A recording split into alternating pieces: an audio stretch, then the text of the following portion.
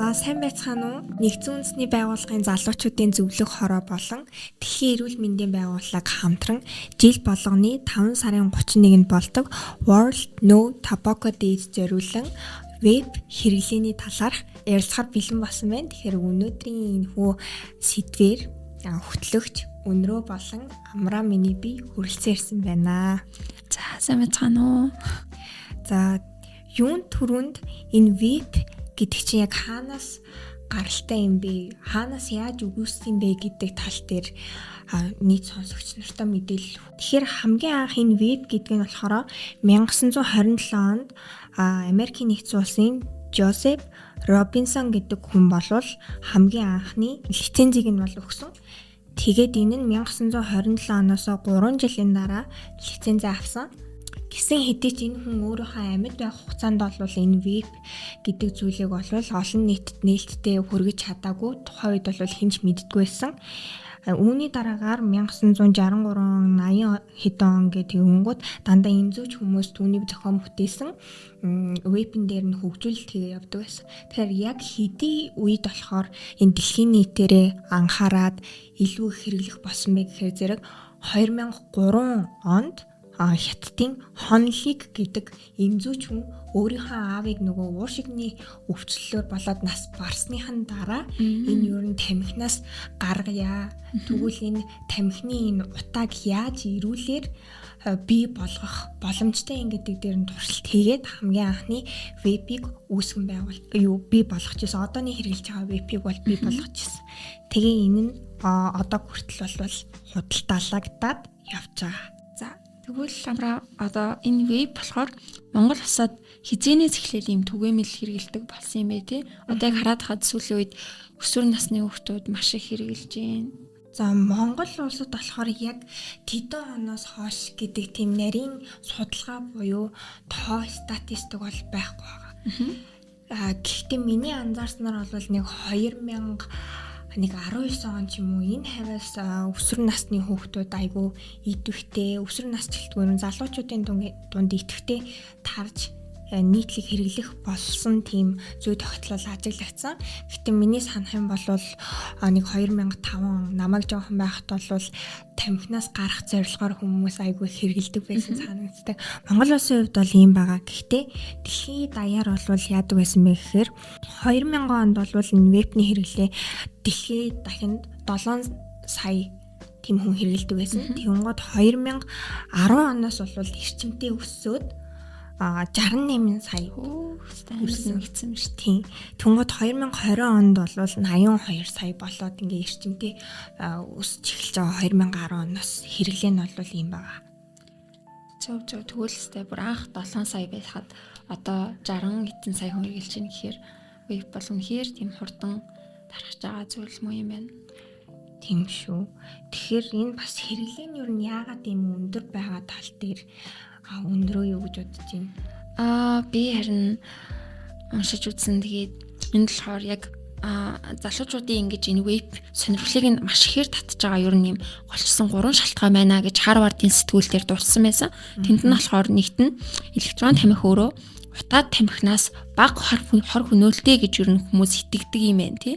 За хоёрт нь болохоор электрон тамхи өөрөө нөгөө утаад тамхинаас бага үн өртөгтэй. За одоо хүн нэг утаад тамхи авахд өдөр болгонд тэр нь дуусаад айгүйх зардалтай байдаг. Харин электрон тамхиг тэр сорилтоос хамаарат удаан хэрэглэх боломжтой байдаг нь бас нэг сонирхолтой хэрэгжилж байгаа шалтгаан гэж бичсэн байсан. Гуравт нь гэх юм бол энэ утаад тамхи өөрөө ийм биш электрон тамхи өөрөө утаа бага гаргадаг тий. Мөн дээрээс нь олон төрлийн амт үнэр оруулагч нэмсэн байдаг болохоор залуучуудын сонирхлыг татдгийм байна гэж энд дурдсан байсан. За мөн дээрээс нь ер нь өсвөр насныхан яагаад хэрэглээд байна вэ гэхээр яг юм өсвөр наснда байгаа тий. Тэр насны онцлогоос хамаарат найз нөхдөйгөө даган дуурайх ч юм уу.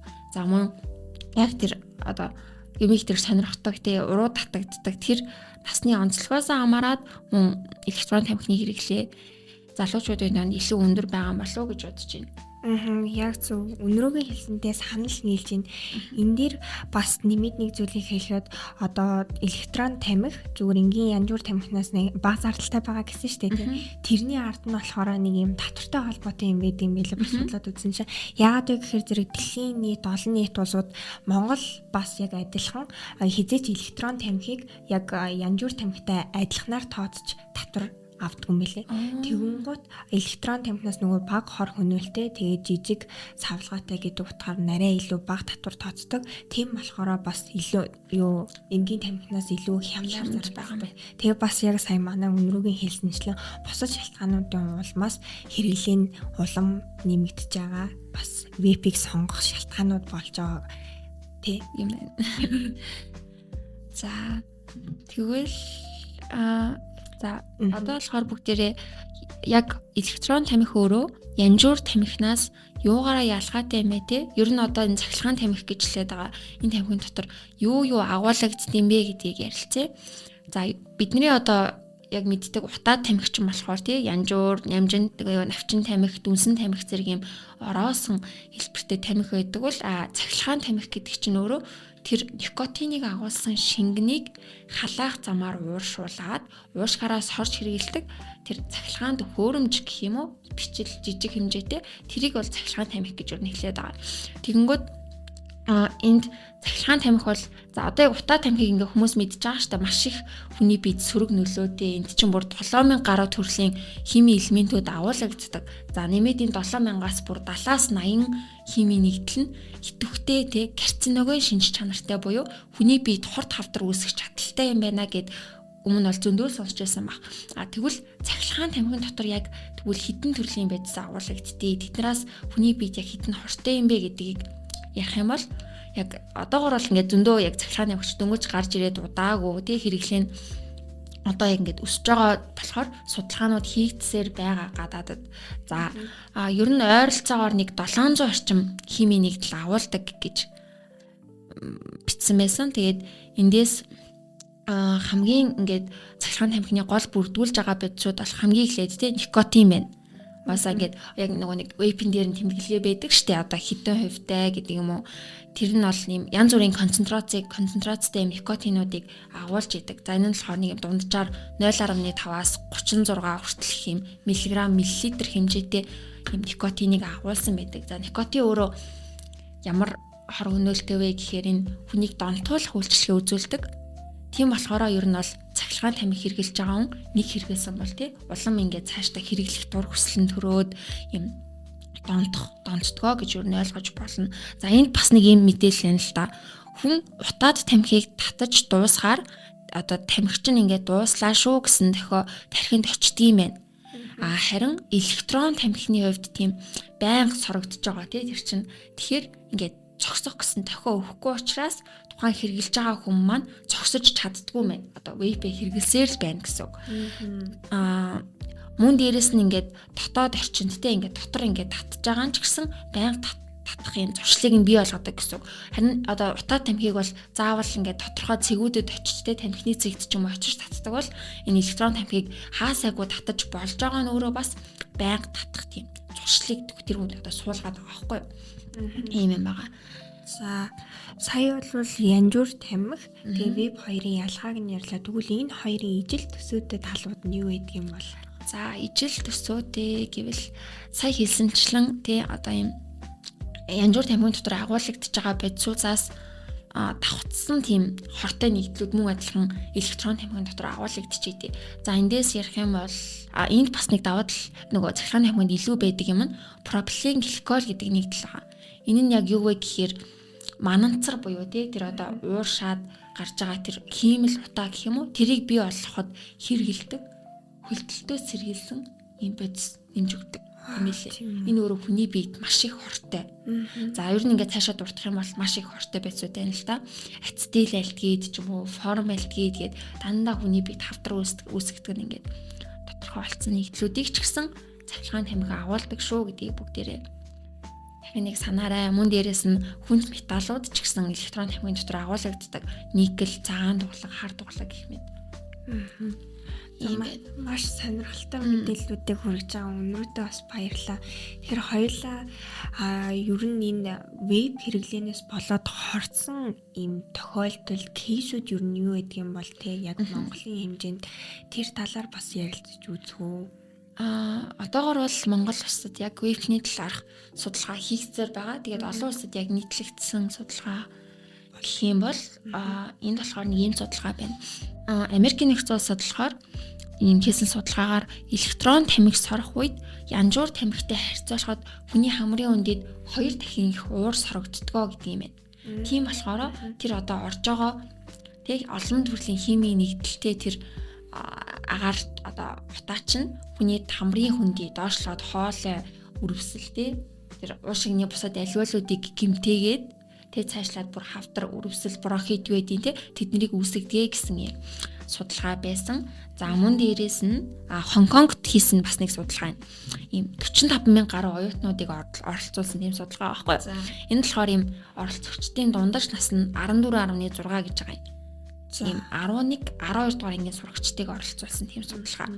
Энэ дээр болохоор яасан бэ гэхээр электрон тамхины хэрэглээг хэрэгжилж байгаа хүүхдүүд тэг эрүүл бүлэгтэй харьцуулахад амьсгалын замын шинж тэмдэг илүүтэй илэрч энэ дотор одоо ханиалах, цэр гарах зэрэг юм. Энэ бол электрон тамхитай холбоотой юм байна гэсэн энэ хамаарлыг судалсан юм судалгаа мөн байсан. За тэгвэл электрон тамхины яг бодисынх нь агуулмжуудын хувьд яг ямар бодисуудыг өөртөө агуулдгийг тэр нь үнэхээр яг одоо хэрэгэлдэг цаасан тамхи тий янжуур тамхинаас үнэхээр тэр агуулмжууд нь бага байдаг уу? За энэ дээр болохоор сая ер нь найрлагын эхнээс нь ярих юм бол яг гол үндсэн зүйл нь угаасаа никотин байгаа шүү дээ. Никотин агуулсан шингэн байна. За тэр дотроо саний миний хэлсэн тэр манзар үүсгдэг бодис ч юм уу тий нэмэлт маш их бодисууд байгаа. Сая бид 700 гаруй хэмээн нэгдэлтэй. Тэр байна. За нэмээд одоо яг вейпнүүд чинь маш их амт үнэр оруулагч гэдэг зүйл байгаад байгаа шүү дээ. Одоогор бол яг 16,000 гаруй төрлийн амт үнэр оруулагчийг вейп хийхэд ашиглаж байна гэж байгаа байхгүй юу? Тэнгүүд энэ амт үнэр оруулагч гэдэг чинь өөрөө одоо эфирийн тосноос бүтчихийдий. Тэнгүүд эфирийн тос гэдэг чинь одоо хүнсэнд агуулгадаад тий бусад зүйлд агуулгадаад за хүнсээр байлаа гэхэд ходоод руу ороод ходоодын өвчлөлт задраад ингээд буцаа гарчих хөстэй зүйл байгаа байхгүй юу? Харин амьсгалын замаар бид нар энэ эфирийн тосыг авчихаар хүний амьсгалын эрхтэн тогтолцоо чинь ер нь яг агаар авч явах ёстой эрхтэн байхад чинь бусад ингээд олон төрлийн химийн нэгдлүүд тэр эфирийн тос нөө бусад цаний хэлсэн зүйлсүүд орохороо тэр амьсгалын замын эсгүүдийг тий цаашлаад уушигны эдүүдийг гэмтээгээд байгаа гэсэн үг. Тэгээд цаний уушигны эмгэгүүд тэгээд яг эмэлцүүдээр гарч ирж байгаа тэр амьсгаадах, ханиах, цэр гарах гэсэн шинж тэмдгүүд илэрдэг гэсэн үг.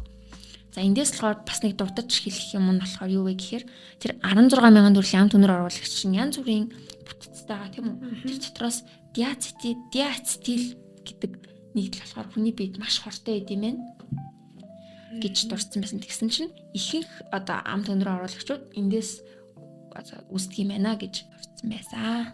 За маш сонирхолтой юм байна шүү те. Бас хүний биед маш хортой олон бодисууд байдаг юм байна. Тэгвэл би бас нэг Facebook дээрээс харж ирсэн ч та нэг ах өөрийнхөө веб хэрэглэнээс болоод уушиг нь ингээ хордоод тэг бүр ингээ унах нөхцөл байдал хүртэл хүрчихсэн тийм пост явж исэн. Тэр тэгээ айгүй олон хүнд хүрсэн байсан. Чи бас тэр талаар харсан уу? Харсан. Амар өндөр хандлттай байсан тий. Харин өөртөө тохиолдсон явдлаа бичсэн байсан. Харин тийм байсан. Тэр хүн болохоор ерөөсөө дан веб хэрэглэдэг байсан тий. Ерөөсөө янз бүр тамхи хэрэглэдэггүй. Тэгээ нэг өдөр өвдөд эмнэлэгт очсон чинь яаралтай ингээ хагалгаанд орох болсон байна гэд тэгээд хагалгаанд ороод уушиг нь унчихсан. Тиймээс нь тэгэхээр веб татвал энэ хоргүй гэдэг юм чинь бас юм өргөөсгөл байсан байна тий.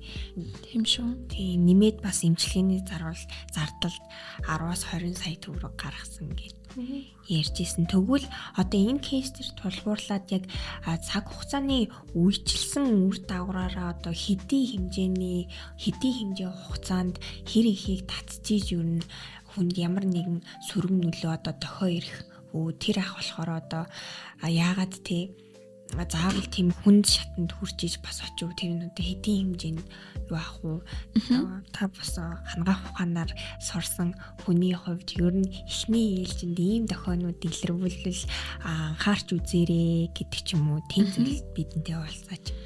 За одоо ингэж бас хэлсэн шүү дээ ингээд электрон хамхийг бол дэлхийд яг хэрэглээ нь өндөр болсноос хойш одоо хүртэл судалсаар л байгаа зүйл. Тэгэхээр яг ингээд цаг хугацаагаар за хэдэн сарын дараа ийм үр дүн гарна одоо үр дагавар гарна эмэлцүүдтэй тийм зүйлс бол яг одоо тодорхойгүй. Гэхдээ тухайн хүн яг ингээд эхлээд вейпигтэй цахилгаан тамхиг хэрэглэх үед бол ханиах, хоолоо өвдөх, толгоо өвдөх, толгоо эргэх ч юм уу эсвэл за нүд цагтман дотор муухаарч бөөлжин зэрэг юм шиш тэнгүүд илэрч болтгий. Ягаад гэвэл тэр чинь тэг анх удаа эргэлж байгаа ч юм уу эсвэл их үед эргэлж байгаа хүмүүс тухайн вейпийн дотор агуулгадж байгаа бодисуудаас болоод энэ эмэлцүү шинж тэмдэг илэрдэг гэсэн. Тэр толгоо өвдөх, дотор муухаарах ч юм уу тэр шинжүүд нь никотины хэд их хэрэглээтэй холбоотойгоор цусан никотин ихсээд тэгээд гарч байгаа эмэлцүү шиж тэмдэг байхгүй юу? Харин түрүүний ханиа хоолоо өвдөх гэдэг чинь яг амьсгалын эрхтэн тогтолцооноос гарч байгаа шинж тэмдэг ч юм уу те. Эдгээр шинж тэмдгүүд илэрч болдог. За мөн вейпиг би түрүүн хэлжсэн штэ. Ингээд зогсолтгүй хэрэгжилж болдог. Тамхи шиг ингээд дуусаад дахиж дуусаад ингэхгүйгээрээ ингээд бүх орчинд хэрэгжилж болж байгаа болохоор Монголын нөхцөл ингээд маш их хэрэгэлдэг нь нэг төрлийн бас никотины хордлогот хүн орж болно гэдгийг илэрхийлж байгаа юм. Тэр нь одоо хүн никотины хордлого гэдэг ч өөрөө маш ноцтой аюул واخгүй юу. Хүний цусан дах никотин хэвийн хэмжээнээс бүр маш их ихсэн байгаа. Тэрнээс болоод никотин гэдэг ч өөрөө симпатик мэдрэлийг идэвхжүүлдэг бодис болохоор одоо хүний зүрхний цохилтын тоо олширдог, амьсгалын тоо олширдог зэрэгээс үдээд бүр цаашлаад хүний зүрх зогсох хүртэл аюултай тийм эмэлцэн шинж байна. За харин хүн ингээд электрон тамхиг бүр удаан хэрэглэлээ тийм үү 2-3 жил хэрэглэлээ ингээд явж хахад алсын өндөрлөл нь тэр ингээд бодисуудын нөлөөлөл удаан хугацаанд байснаас үүдээд уушиг гэмтэн. За мөн амьсгалын дутагдалд орж болно. Зүрхний шигдээс цус харгалт зэрэг ийм олон эрсдлүүдийг ер нь электрон тамхины хэрэглээ үүсгэж идэг шүү. Тэгэхээр энгийн янз бүр тамхи одоо бусад тамхитай харьцуулахад зарим нэг одоо бодисын хэмжээ нь арай вейпинд арай бага байдаг ч гэсэндээ эцсийн үр дүнд бол хүрэж байгаа тэр хүний биед хүрэж байгаа хортой зүйлүүд нь бол яг л адилхан юм байна гэдгийг нийт сонсогч нар маань бас ойлгож авсан байх гэж бодож байна тий. Энд бас нэр нэг юм судалгаа уншсан. Энд дээр болохоор электрон тамхиг дор хаяж 1 жил хэрэглэх нь өөрөө зүрх судасны өвчнөөр тусах эрсдлийг нэмэгдүүлдэг гэсэн тийм судалгаа бас харсан.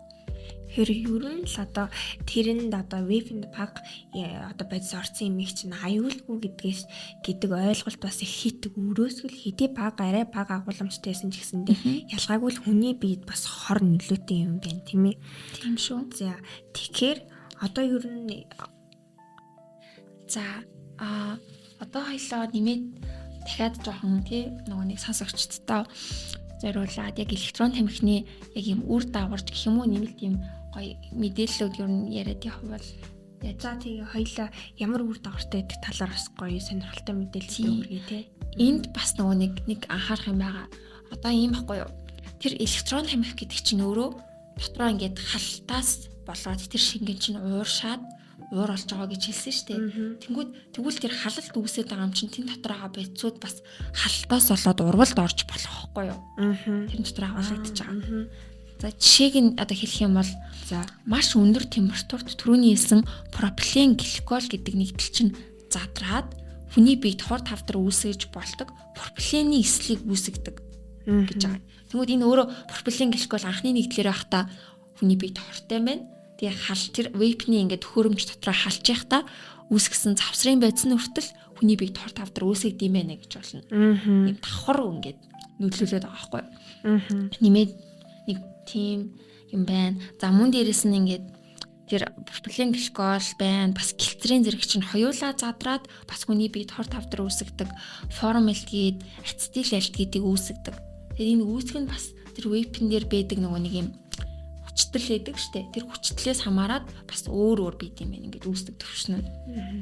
Нөгөө нэг электрон тамхи болохоор. бас их сонирхолтой юм те. Бас нэр нэг би амар сонирхолтой юмшсан шүү дээ. За. Ийм байгаа. Саяхан анагаах ухаанд 2019 оноос эхлээд Ювали гэдэг ийм нэр томьёо гаргаж ирсэн байхгүй юу? Энэ Ювали гэдэг нь ер нь яг юу юм бэ гэхээр EVALI гэдэг товчлол заяа. Электрон тамхи вебтэй холбоотой үүссэн уушигны гэмтэл гэж одоо хэлдэг. Тийм өвчнийг 19 оноос эхлээд бүртгэж эхэлсэн гэсэн. Тэгэхээр одоо энэ хүртэл веб нэрглээ маш их өсөж байгаа болохоор вебтэй холбоотой бүр нэр томьёо хүртэл анагаах ухаанд орж ирсэн гэж ойлгож байна. Тэгээд одоогоор яг 20 оны байдлаар гэхэд хамгийн сүүлд хийгдсэн 2800 бүр энэ өвчний тохиолдол бүртгэгдсэн. Тэгээд энэ Ювалигаас болоод 68 нас орсон гэж тийм тоо баримт. Аюулсан тий хэдий lungs injury гэдэг юу нь ямар нэг diseaseтэй харьцуулахад ингээд арай нэг хөнгөн тийм юугаар нэршлэр нэлсэн ч гэсэндээ хүний бас ингээ өвхөлт хөргөх бас нөхцөл байдалд ингээ хүрэж байгаа учраас хэдий одоо гайгүй зүгээр ингээ бодоо яваад иж болохгүй ер нь л хортой бол хортой учраас хэрэглэх нь бол нэг тийм зохистой зүйл биш юм байна тий. Тэгэхээр би бас ингэж бодож ин л да одоо ингээ залуучууд ер нь ингээ байнгын тасралтгүй ингээ хэрэглээл байгаа шүү дээ тий.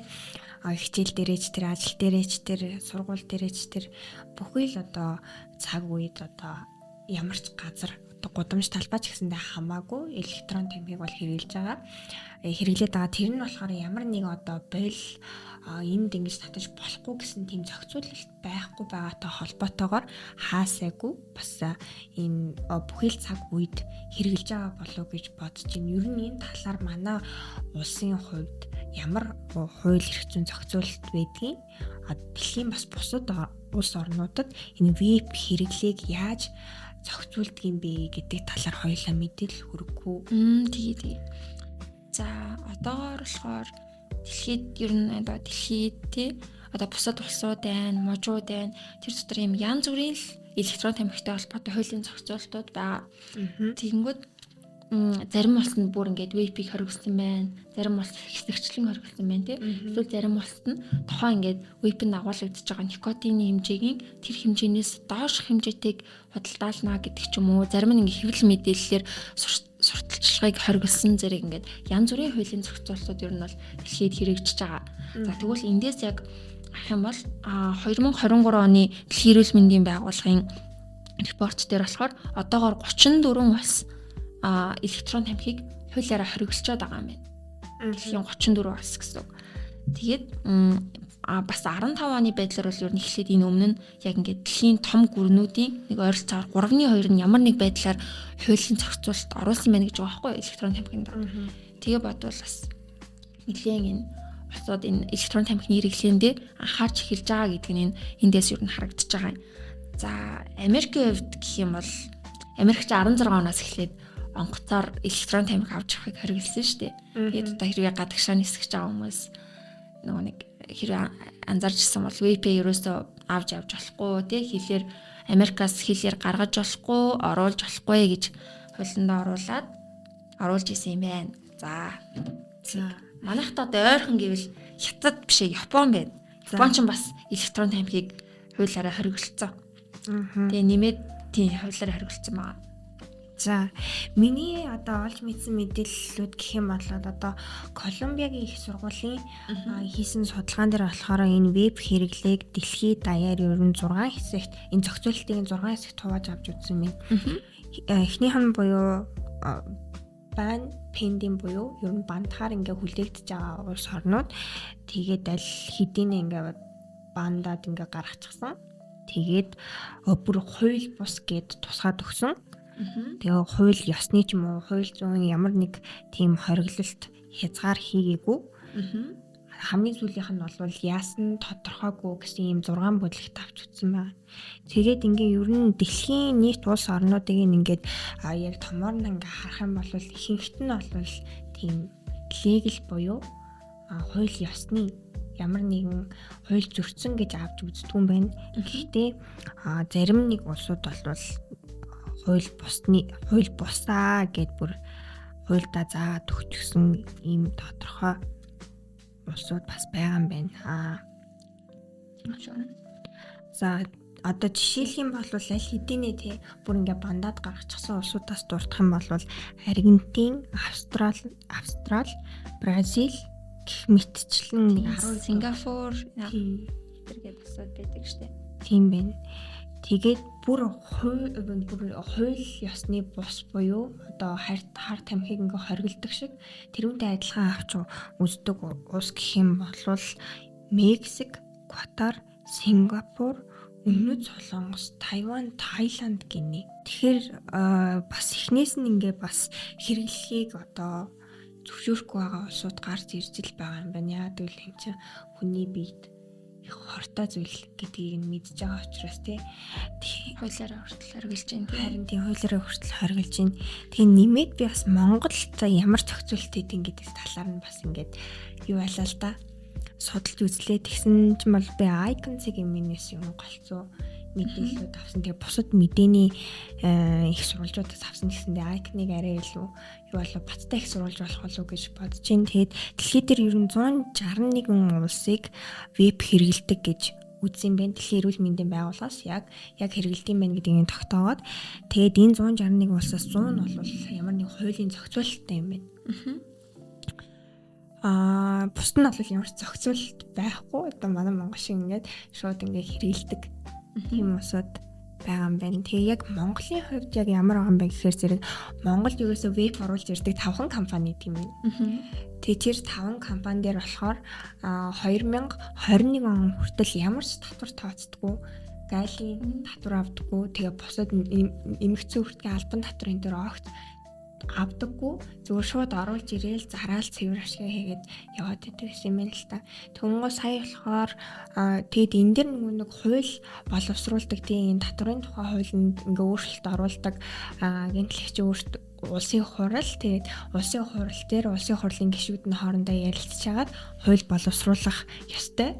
Хуульд ингээ өөрчлөлт ингээ оруулах ч юм уу шаардлагатай бол тэгдэг шүү дээ тий.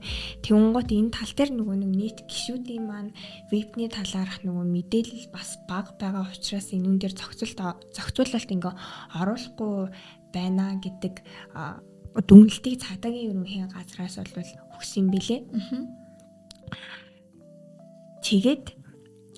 Тэгэхээр энүүн дээр одоо зохицуулалт явахад бол биднээс илүү нөгөө нэг юм бодлогын хэмжээнд орчичод байна тий. Тэгэхээр нийт хүмүүс маань бас өөртөөхөө эрүүл мэндэ бодоод өөртөө хайртай байгаад заавал хуулиар зохицуулаад тий торгууллал байхаас илүүтэй өөрөө ухамсараараа өөрийгөө бодоод бас болвол өөртөнд нь хэрэгтэй шүү тийм ээ.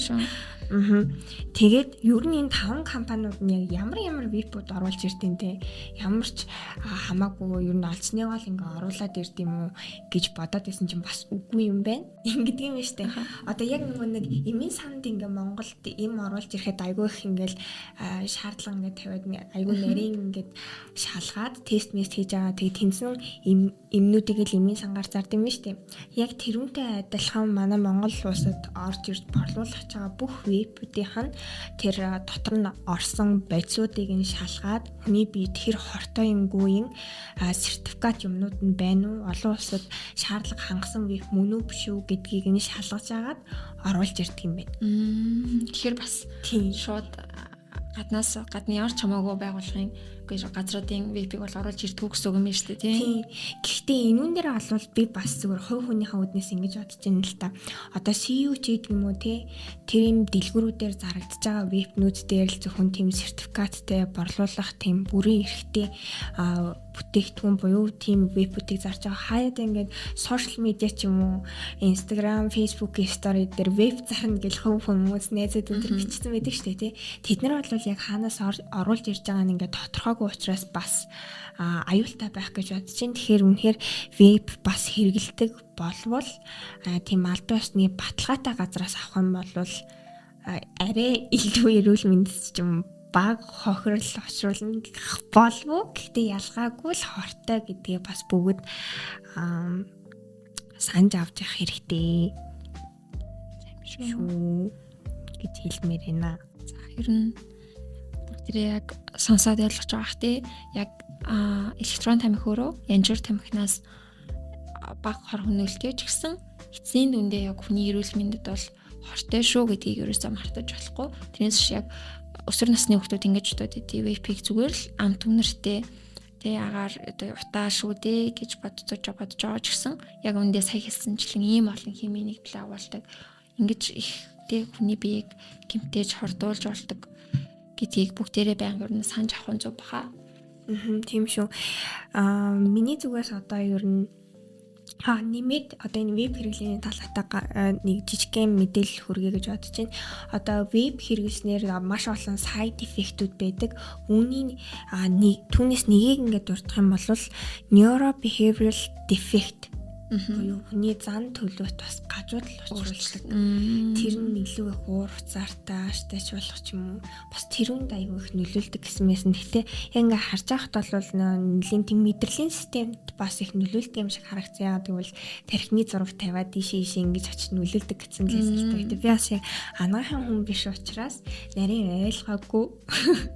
Гэхдээ ямар ч ясан хүний зан төлөв тийм мэдрэлийн одоо тэр системд бол нөлөөлдөг юм байна. Үүнээс гадна маш олон тийм side effect-үүд бол байсан. Тэгэхээр ер нь л энэ веб гэдэг зүйл чинь ялгаагүй хортой. Тэгэхээр хэрэглээгээ ер нь аль болох багасгасан зүгөө. Ингээд миний зүгээс бол бэлдсэн мэдээллүүд бэлэм ингээд дуусж байна. Тэгээ манай өнөөгийн маань бас нэмж одоо дутуу хэлсэн асуугаасаа гэж бодож исэн зүйл байвал хэлэх үү эсвэл бас бүх мэдээллүүдэд хүргэчихсэн байгаа юу? За би ер нь бас болж байгаа шиг байна уу? Тэгээд сая нилийн хоёлоо ярилцлаа шүү дээ тий. Харин тэглээ. Тэгээд манайх нөгөө нүүбийн одоо болохоор үзэгчдээс ирсэн асуулт хариултуудаа ер нь нэг явах уу? За тэгээд манайх нүүбийн залуучуудын зөвлөх хорооны өөртөөхөө Instagram хуудсан дээрээ жижигхэн судалгаа бас явуулсан.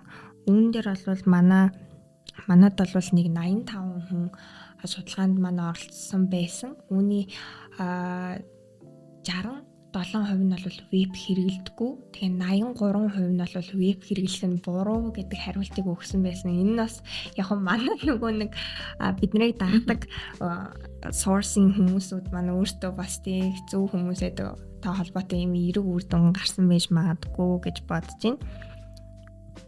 Тэгэхээр за үзэгчдээс ирсэн нэг асуултанд нь л хариулъя. Ихэнх нь бол бид нар сая ярилцсан асуултууд байгаа учраас нэг асуултанд нь хариулаад өндөрлөе. За ийм 3 асуултууд байна. За энэ болохоор нэг хүний олон нийтийн газар хүмүүсийн хажууд веб татах талаар гэж асуусан байна. Нэрийн юун дээр одоо яг энэ асуултанд л хариулъя те. Ер нь одоо энгийн тамхич болохоор хажуудах хүмүүсээ өөрөө татж байгаагаасаа 10 дахин илүү хордуулдаг гэдэг юм байдаг шүү дээ. Энэнтэй адилхан веб бас эргэн тойрны хүмүүсийг хордуулдаг тийм тохиолдол байт юм болов уу? Тийм, ер нь бол энэ сая хэлсэн ингээ веб дотор агуулгадж байгаа олон нэгдлүүд нь утаа болоод ч гэсэн хамт зарим хэсэг нь гарч байгаа шүү дээ. Тийм болохоор ер нь яг утаад тамхиг бодох юм бол дам тамхиталтанд орох нь одоо баг тийм үү. Гэтэл мөн адилхан эргэн тойрны хүмүүсээ хордуулж байгаа гэдэг нь тодорхой байхгүй юу? Тэгэхээр ер нь хүмүүс ингээд аюу анзаарагдаад хаад ингээд дотор орчинд ажил дээрээ ч юм уу эсвэл бүр юм дотор те тамхи татах цэгүүдэд биш ингээд бусад газруудаар электрон тамхи татж байгаа нь нэг осны те бусад эргэн тойронд байгаа тамхи татдаг, өвөг татдаг хүмүүсээ тийм одоо хордуулахаас гадна нэг тийм хүндлэхгүй байгаа ч гэх юм уу те нэг тийм ёс зүйд нийцэхгүй үйлдэл гэж би ер нь боддог. Тэгээд жишээ нь анзаараад хараад аэропорт дээр те тэнгис буудлууд дээр хүртэл хүмүүс веб татахтаа тамхины өрөөнд орж татдаг байхгүй юу? Харин Монголд бол ерөөсөө ямар ч зохицуулгагүй болохоор няраа хүүхдээ хажууд ч гэсэн тамхи татдаг. Тий. Тэгэхээр тэгэл баахан жимсний үнэр танаар болгоол те. За тэгэхээр өнөөдрийн дугаараараа бид нарны сонсогч нартай маш их хэрэгтэй мэдээллүүдийг хүргэсэн байх гэдэгт бид хоёр итгэлтэй байна. Тэгээ манай дугаарыг дуустал нь сонсон нийт үзэг сонсогч нартай бүгдээр нь баярлалаа. Дараагийн дугаараараа дахин уулзцаар баярлалаа. Баяртай. За баяртай.